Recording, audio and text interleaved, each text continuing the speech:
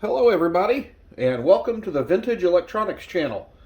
Today we're going to talk about transferring your analog memories, your VHS 8mm videotapes, to digital so that you can enjoy your memories for years to come. We'll talk about how to do it, and it's pretty easy. Stay tuned.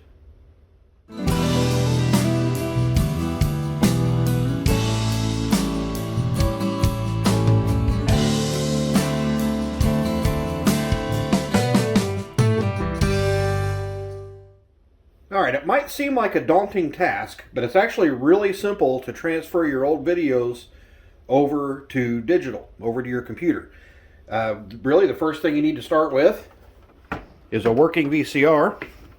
If your tapes are VHS, if you happen to have high 8, digital 8, or standard 8mm videotapes, you'll need a VCR to play those, or you can use a camcorder.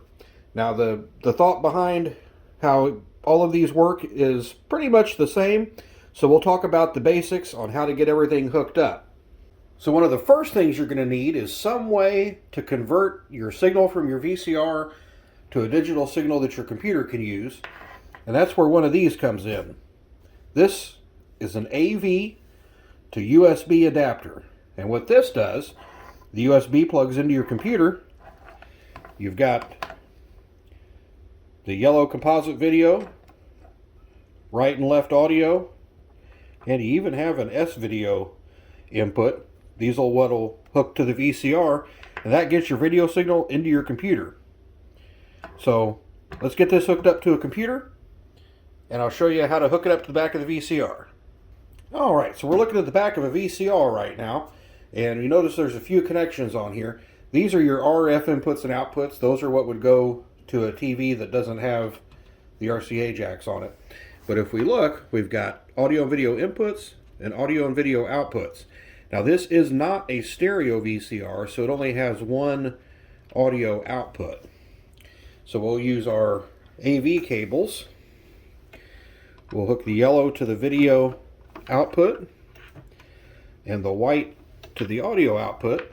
Now if we had right and left audio, we'd hook the right channel, which is the red, into that, and then we'll plug it into the AV adapter for the computer.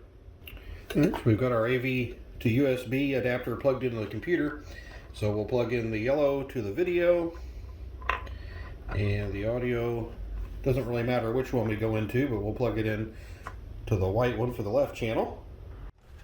Alright, so the next step will be getting our VCR ready to go. So we'll go ahead and pop our tape in, hit play, and then we're going to open up our video editing and capture software.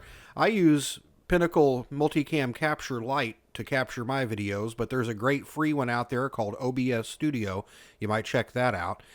Just double check your settings on there to capture it. I normally use a size for analog video of 640 by 480. Going any higher than that isn't going to output any better of a file, so you may as well save the space on your hard drive.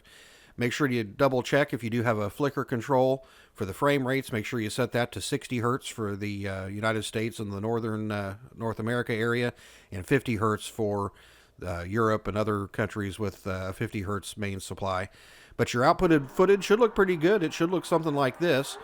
This is just a birthday party back from 1996, I believe it is. So it's looking pretty good. And that file will be ready to watch on a computer, tablet, TV, or wherever.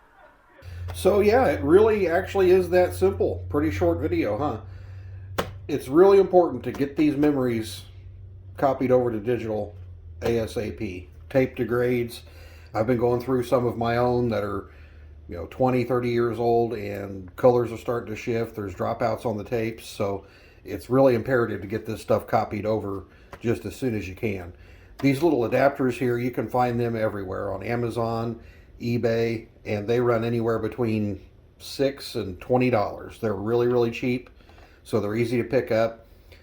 And once you've digitized that file, you can watch it as is. You can plug a USB stick into a smart TV or watch it on your computer or your mobile device. If you want to go a little bit further with it, you can always throw it into an editing program like, Pinnacle or Adobe, and edit them and color correct them and all that. But it really isn't necessary. Just get those tapes digitized over, and you'll thank me later for it. I promise you. It's been great to watch some of the old videos I've been doing, seeing memories from the past. I'm sure you guys will enjoy it too. If you have any questions about how to digitize this stuff over, or the stuff that you need to do it, please comment down below. I'll make sure to answer you as quick as I can, to give you as much help as I can. Make sure you subscribe to the channel, like the video, and we'll see you guys next time. Thanks for watching.